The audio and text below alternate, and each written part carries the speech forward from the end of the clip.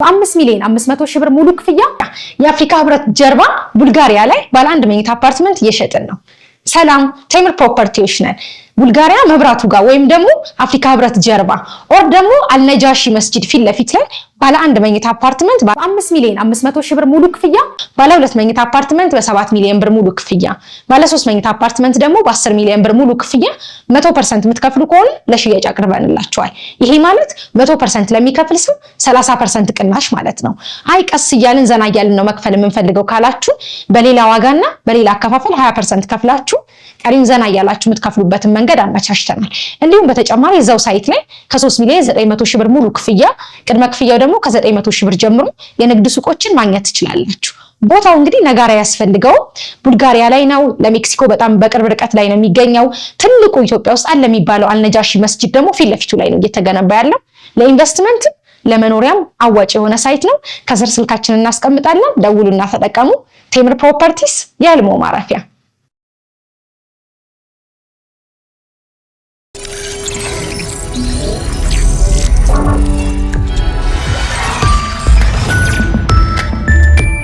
ይህ አዋዜ ነው።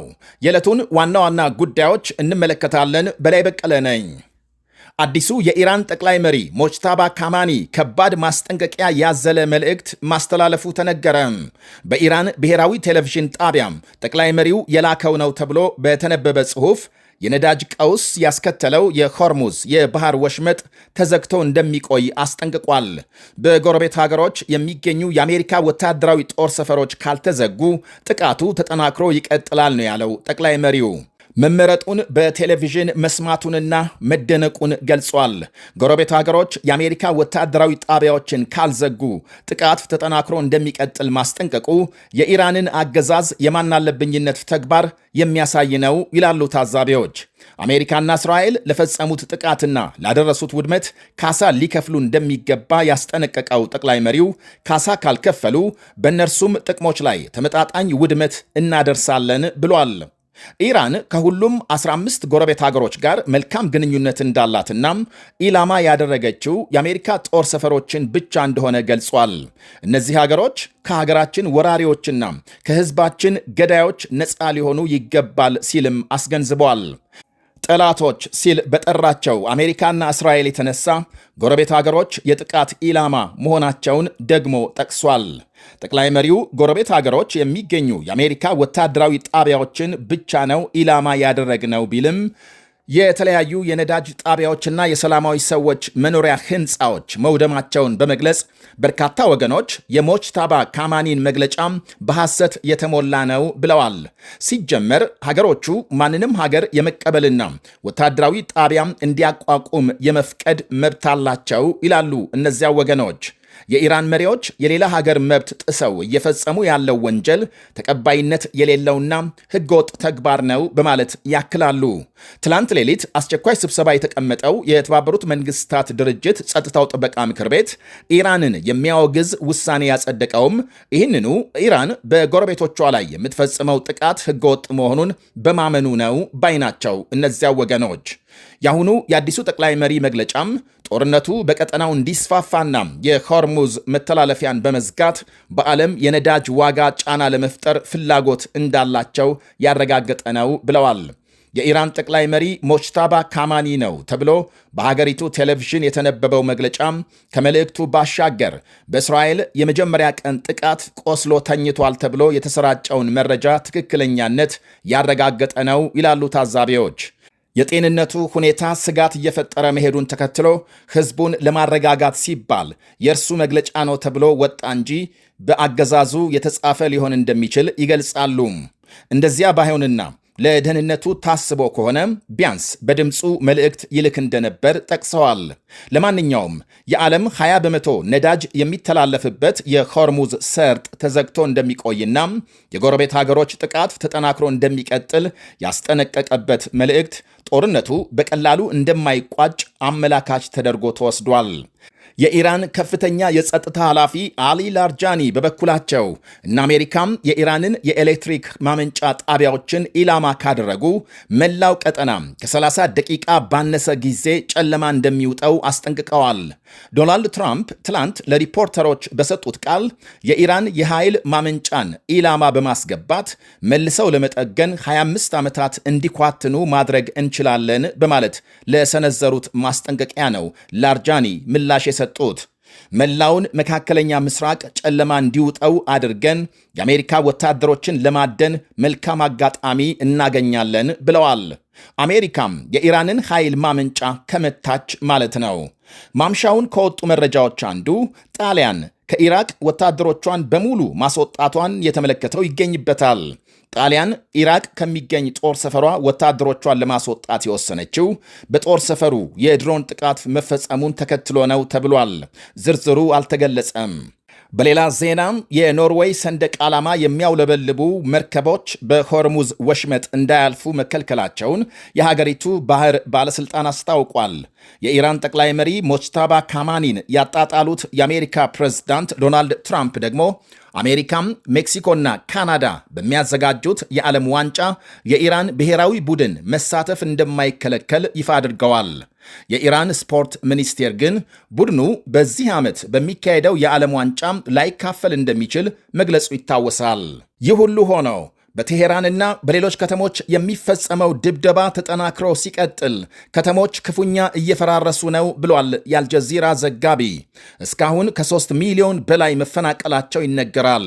በሊባኖስ በእስራኤልና ሄዝቦላህ መካከል ውጊያ ተባብሶ መቀጠሉ ሲነገር ሄዝቦላህ ከትላንት ሌሊት ጀምሮ ከ150 በላይ ሮኬት መተኮሱን ሲያስታውቅ የእስራኤል ጀቶችም ቤይሩትን ሲደበድቡ ውለዋል።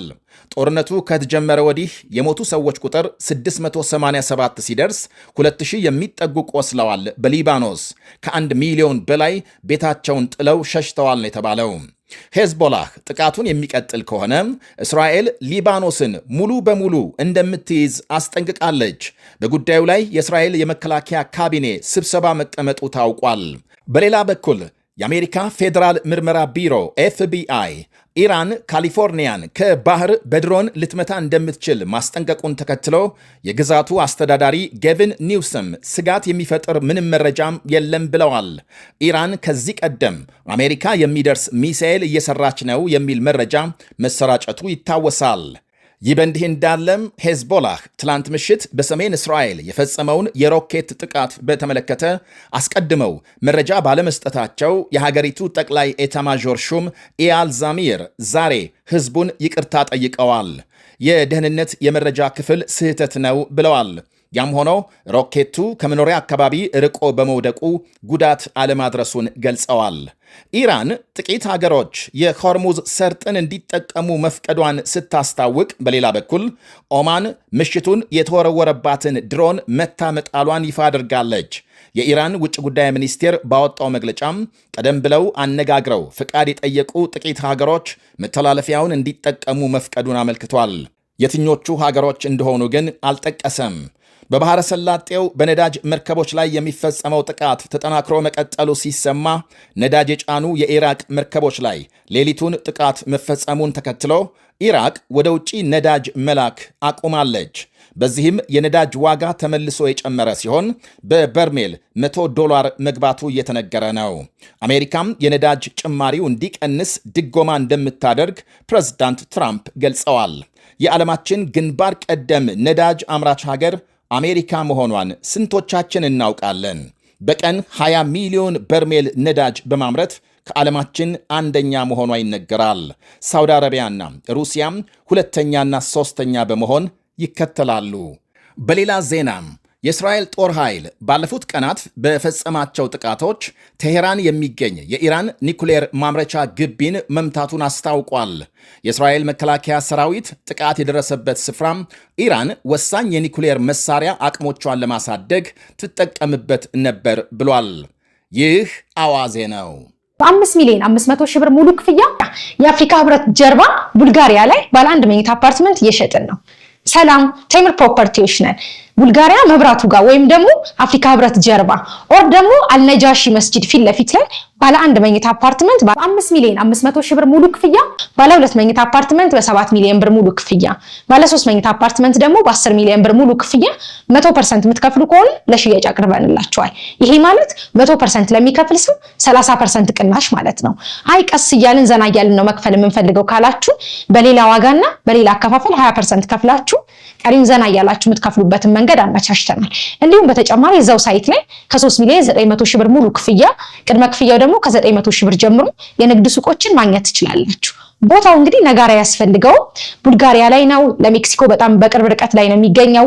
ትልቁ ኢትዮጵያ ውስጥ አለ የሚባለው አልነጃሺ መስጂድ ደግሞ ፊት ለፊቱ ላይ ነው እየተገነባ ያለው። ለኢንቨስትመንት ለመኖሪያም አዋጭ የሆነ ሳይት ነው። ከስር ስልካችንን እናስቀምጣለን፣ ደውሉና ተጠቀሙ። ቴምር ፕሮፐርቲስ የህልሞ ማረፊያ።